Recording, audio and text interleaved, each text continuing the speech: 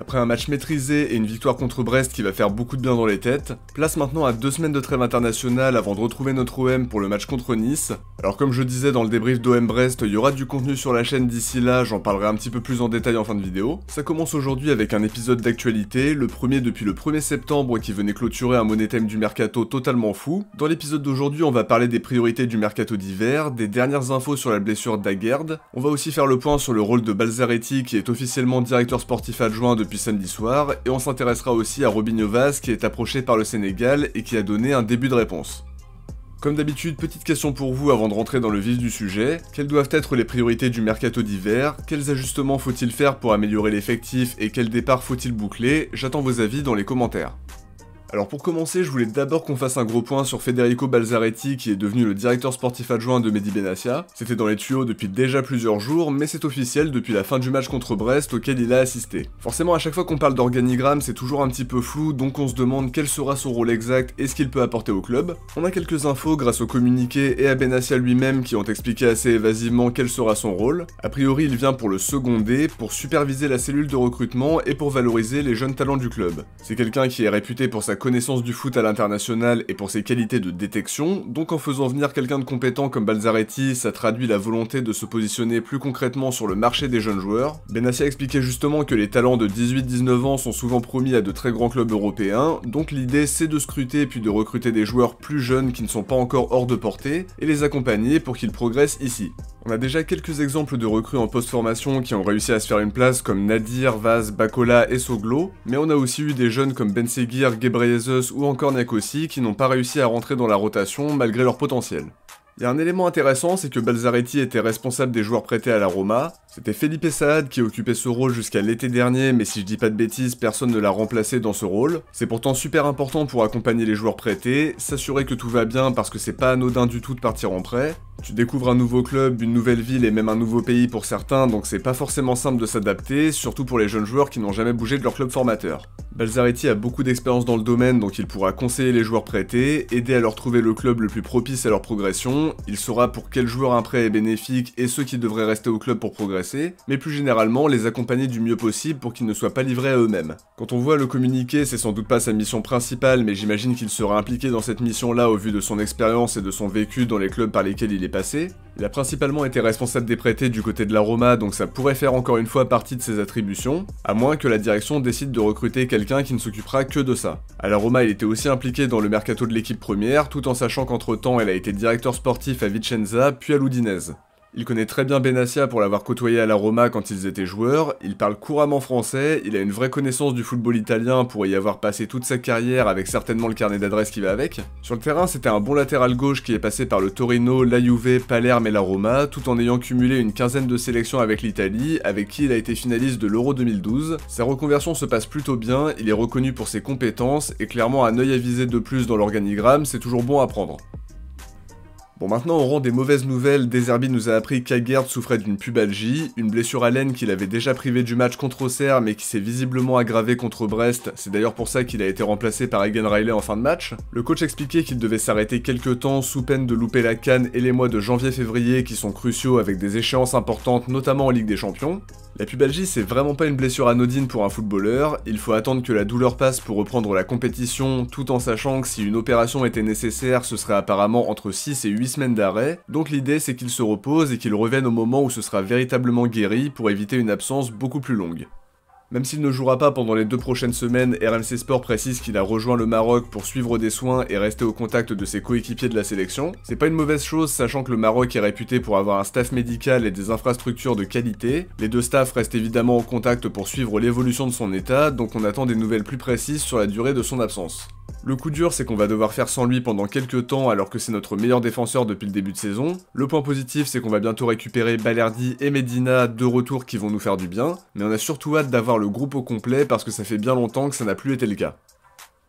Ceci étant dit, on va maintenant s'intéresser à Robinho Vaz qui a vraiment marqué les esprits ces dernières semaines en s'imposant progressivement comme un joueur important dans la rotation, et c'est juste mérité parce qu'il a déjà marqué 4 buts et délivré 2 passes D en l'espace de 13 matchs, pour seulement 3 comme titulaire. De Zerbi l'adore, nous aussi, et il compte vraiment sur lui. Ça va aussi susciter l'intérêt de clubs européens qui le suivent déjà sûrement parce qu'ils ont des yeux partout quand il s'agit de jeunes talents, et au vu de sa montée en puissance, la question de son choix de sélection commence à se poser parce qu'il peut représenter la France, la Guinée-Bissau ou le Sénégal grâce à ses origines. Et justement, Pape Thiaw est déjà sur le coup, le sélectionneur sénégalais a publiquement dit qu'il le suivait, qu'il l'avait supervisé et que des discussions étaient en cours avec sa famille et son agent pour tenter de le convaincre. Ça c'était il y a quelques jours déjà, mais on a eu de nouvelles infos entre temps. La Provence affirme qu'il ne compte pas changer de nationalité sportive pour le moment, il est concentré sur son évolution dans les catégories de jeunes de l'équipe de France dont il a porté le maillot en U16, U17, U18 et U20. Il ne fait pas partie de la dernière liste des U19 contrairement à Bakola et Madi, une absence qui l'a surpris et qui l'a déçu mais qui peut s'expliquer assez simplement. Selon Sport News Africa, la FFF ne l'a pas inclus dans la liste parce qu'il pensait qu'il serait dans la liste du Sénégal, donc un quiproquo serait à l'origine de sa non-convocation, tout en sachant aussi qu'il aurait eu un petit écart de comportement lors de sa dernière convocation en bleu, même si ça a été réglé depuis après avoir été recadré par l'OM, comme le rappellent Mansour Loum et Romain Molina dans leur article pour Sport News Africa.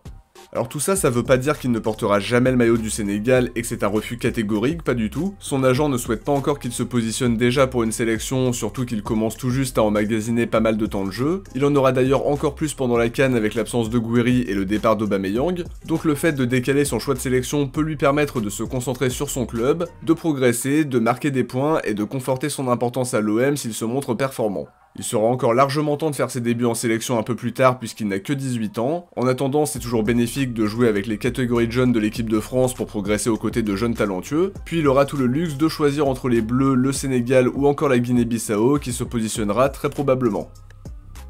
Après ce gros point sur l'avenir international de Robinho Vaz, on enchaîne avec une petite réflexion pour se projeter un petit peu sur les priorités du mercato d'hiver qui approche à grands pas même s'il y a pas mal d'échéances importantes d'ici là. J'ai vu passer il y a quelques jours un tweet du compte Twitter Le Petit OM qui cite 3 postes que les dirigeants aimeraient renforcer cet hiver et quand je vais vous en parler vous allez trouver ça plutôt logique. L'OM cherche un numéro 6 physique qui est capable de porter le ballon, un 10 créateur qu'on n'a pas dans l'effectif et bien évidemment une doublure à Greenwood, ce qui est pas vraiment une surprise parce qu'on voulait absolument Zegrova qui a finalement signé à la Juve. Pour l'instant c'est compliqué pour lui là-bas avec seulement 5 matchs pour aucune titularisation, donc peut-être que l'OM tentera de relancer le dossier si une ouverture se présente. Récemment, il y avait une rumeur sur Jessim Yassine de Dunkerque, qui est un ailier droit de 19 ans, très prometteur, qui a remporté le mondial U20 avec le Maroc en étant rayonnant, et qui montre aussi de très belles choses en Ligue 2 avec son club. Une info qui vient de Mediafoot, donc à voir la fiabilité. On n'est pas seul sur le coup parce que Lens, Toulouse et Strasbourg sont aussi très intéressés. Alors personnellement, je trouve que c'est une bonne idée de doubler le poste de Greenwood en recrutant un jeune à fort potentiel dont la valeur peut exploser si on bouge pas rapidement, mais à voir si ça peut se concrétiser. En tout cas, étant natif de Salon de Provence, je pense qu'il serait très heureux de jouer sous le maillot marseillais. C'est pas le seul champion du monde U20 à être dans le viseur de l'OM parce que TransferFeed croit savoir qu'on est intéressé par Ali Mahamar, latéral droit de 20 ans qui a déjà du temps de jeu à Anderlecht, qui est évalué à 2 millions d'euros, mais sa valeur pourrait vraiment monter dans les prochaines semaines. Seulement dans l'immédiat à ce poste de latéral droit on n'a pas franchement d'urgence entre Murillo, Wea et même Pavard qui peuvent jouer là. Pour autant c'est un très bon jeune qui a de l'avenir et qui peut vite devenir hors de portée s'il continue sa progression linéaire.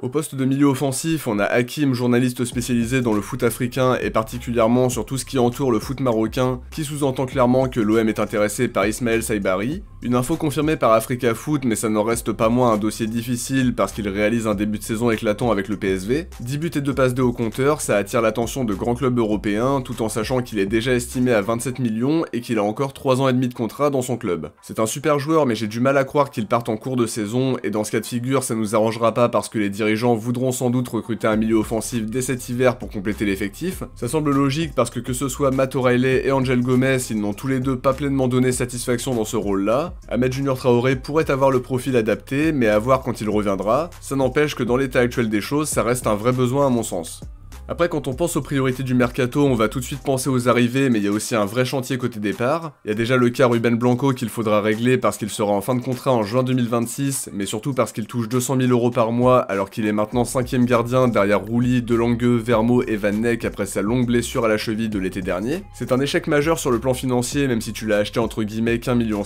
S'il reste jusqu'à la fin de son contrat et que tu cumules tous les salaires depuis son arrivée, ça veut dire qu'il aura coûté 9,6 millions au total, même si au départ c'était une doublure plutôt plutôt fiable sur les 2 premières saisons, ça montre bien l'importance de lui trouver une porte de sortie cet hiver pour économiser les 6 prochains mois de salaire, mais forcément, comme il a pas joué depuis 1 an et demi, je suis pas sûr que les prétendants se bousculent. Même chose pour Lirola qui a joué les utilités la saison dernière avec notamment 2 matchs décisifs contre Lyon et c'est à peu près tout. Cette saison il ne joue que des bouts de match tout en touchant toujours 125 000 € par mois, donc si on peut récupérer une petite somme cet hiver et se délester de son salaire ce serait une très bonne chose. En gros si tu te sépares de Blanco et de Lirola t'économiserais déjà 350 000 € par mois que tu peux mettre sur un bon joueur. Tout ça en te séparant de 2 joueurs qui sont plus dans le projet, seulement faut trouver des prétendants et des joueurs comme Lirola et Blanco savent très bien qu'ils n'auront jamais les mêmes salaires dans leur prochain club, donc ils vont pas s'asseoir sur 6 mois de contrat confortable et passer à côté d'une prime et la signature en partant libre au mois de juin. Mopé sera encore poussé vers la sortie en fin de mercato parce que les dirigeants voudront peut-être le garder jusqu'à la fin de la CAN en l'absence d'Oba et de Gouiri. Il a été réintégré dans le groupe mais on sait que c'est grâce aux absences et quand le groupe sera au complet c'est lui qui en sortira. Il touche 300 000 € par mois sans faire réellement partie du projet donc il faut lui trouver une porte de sortie mais son salaire peut refroidir les prétendants.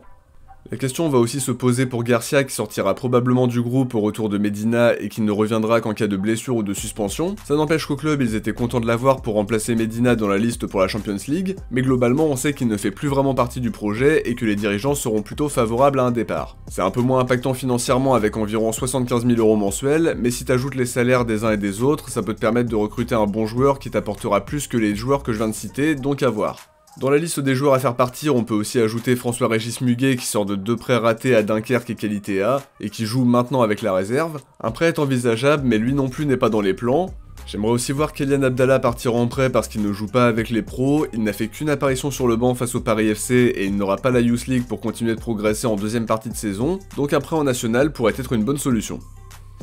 Les prolongations seront aussi un chantier important des prochaines semaines, à commencer par Bilal Nadir qui sera en fin de contrat en juin 2026, et qui pourra négocier avec le club de son choix dès le mois de janvier, alors qu'il a une vraie importance dans le groupe depuis l'arrivée de De Zerbi. Ça commence à presser, donc j'espère que ce sera bouclé très prochainement. Ce serait bien aussi de prolonger Bacola qui sera en fin de contrat en 2027. La Provence parlait d'une prolongation imminente jusqu'en 2029 à la fin du mois de septembre. Apparemment il était chaud à l'idée de prolonger, il avait donné son accord mais on attend toujours l'officialisation. Son temps de jeu un peu plus régulier et le fait que son coach l'apprécie beaucoup sont de vrais arguments en notre faveur, donc on espère que ce sera bientôt gravé dans le marbre. Robinho Vaz mérite aussi d'être blindé même si son contrat se termine en 2028. Son temps de jeu et ses performances méritent d'être récompensés avec un contrat qui sera à la hauteur de son nouveau statut et ça nous permettra d'avoir la main dans le dossier si des clubs européens comptent passer à l'action dans un futur proche. D'ailleurs si on en croit Valentin GDS de Football Club de Marseille sur son compte Twitter, il serait suivi par des clubs allemands, italiens et surtout anglais où 2 clubs précisément l'auraient déjà approché. Il parle aussi de la volonté du club de le prolonger et c'est également les échos que j'ai pu avoir ces derniers jours de mon côté, et c'est plutôt logique au vu de sa montée en puissance.